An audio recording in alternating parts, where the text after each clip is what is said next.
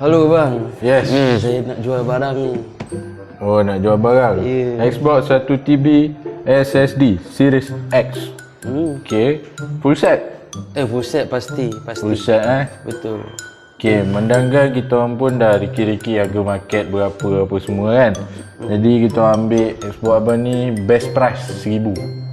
Oi, 1000 sikit sangat bang. Abang beli bila? Beli tahun lepas, baru setahun kai. Abang beli berapa tahun lepas? 2000 lebih tau. 2000 lebih. Abang nak jualkan kita orang berapa? 1800 okay. Abang dah tengok dekat market harga ni berapa? Tahu? Bang, kita boleh jual balik 1400 je bang. Jadi kita dah tinggi sangat lagi. Dah, kau jual murah nau kau beli aduh. Aku beli mahal ni. Dari tahun lepas aku beli 2000, lepas tu dah habis lah. Bodoh.